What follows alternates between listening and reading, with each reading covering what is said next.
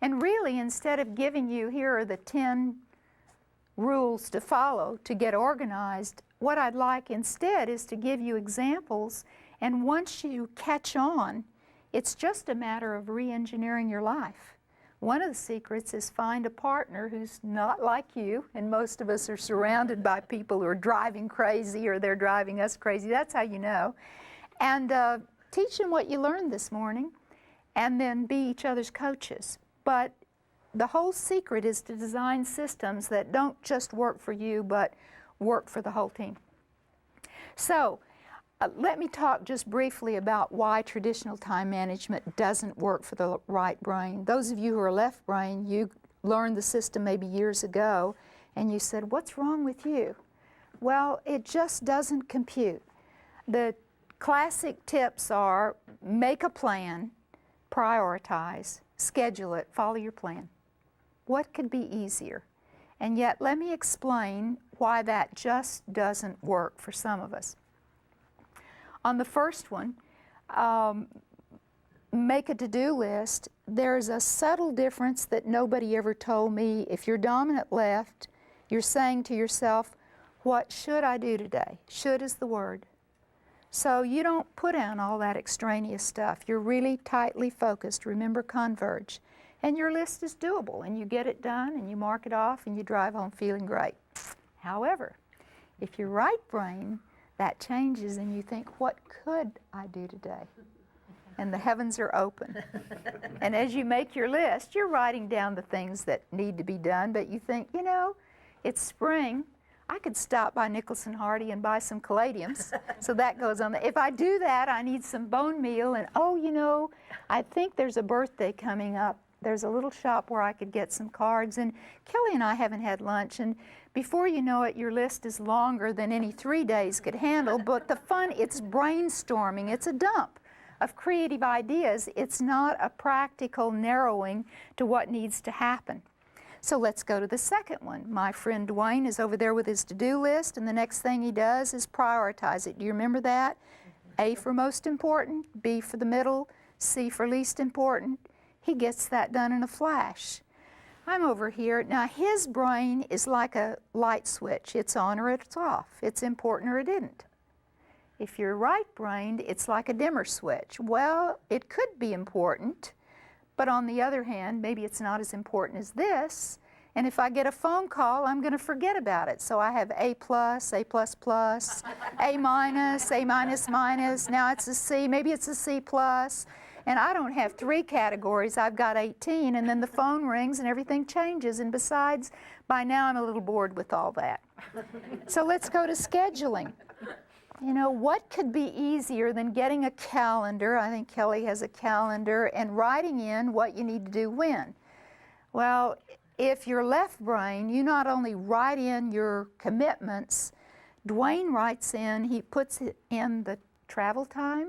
What a novel idea.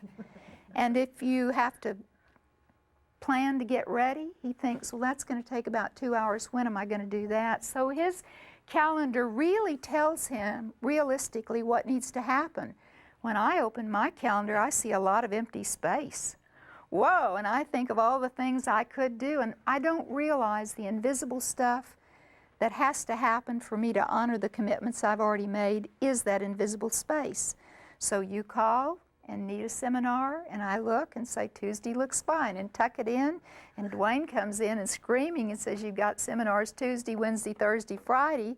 When are we going to plan? When are we going to create the materials? So it's a different way that brains work. And the last one, follow your plan. That's easiest for the left brain. Why would you not follow it? That simplifies your life. For the right brain, well, it's kind of fun to make the plan, but now that's boring. Let's go do something else. I suspect one of the reasons we lose our calendar so often is it becomes a nag.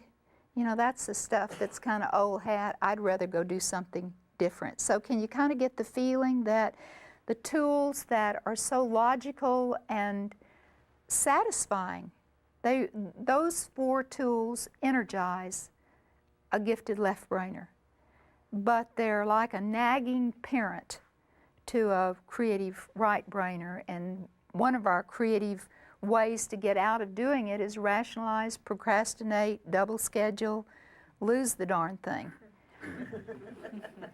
So let's go a little deeper. I've told you why we struggle, but that doesn't give you solutions. And what I'd like to do now is help you with a little, some tips that can help you manage that great creativity. Step one is planning. How to limit the to-do list when you got 300 items on it. There are 3 tips I'd like to give you. One is go shopping and find a lot of fun notepads for writing your to-dos on. I find if the notepad is fun, I'm more apt to go back to it. If it's a boring tablet, it doesn't attract and hold my attention. This is one of my favorites because you notice it's fat, and if my desk is stacked with papers and I can't see it, I can feel it.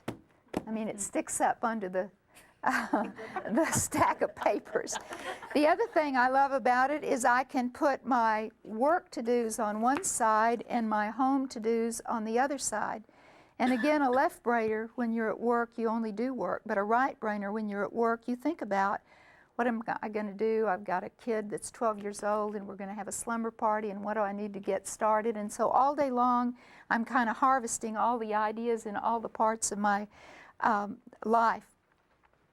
Another one that I love is a stand-up, and I'm not seeing it now, but it's a, Kelly, do you have that one? It's, here we go.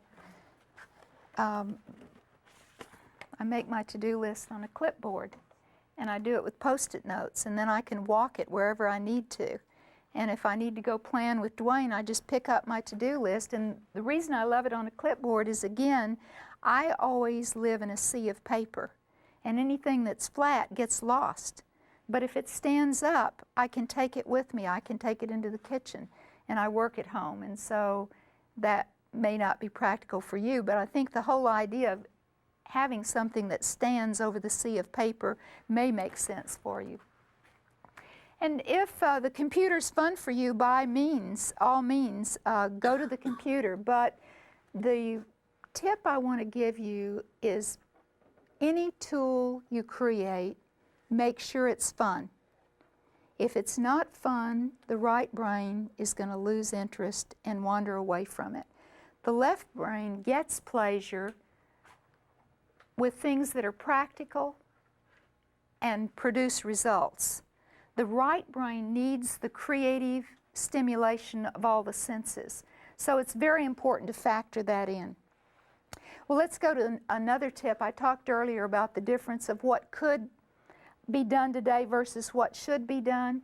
And I got this tip years ago and have used it again and again. My coach said, when you make your to-do list for the day, at the top of the page, only write down what must be done and what you're sure you can do by noon.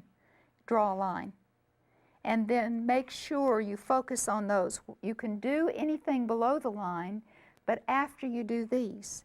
And at the end of the day, celebrate any day when you get the top ones done. Now, the reason she was suggesting that I only put down what I could do by noon was that countered the tendency for my imagination to be unrealistic about how much time things take, and I would factor out the phone's going to ring and you got to check your emails.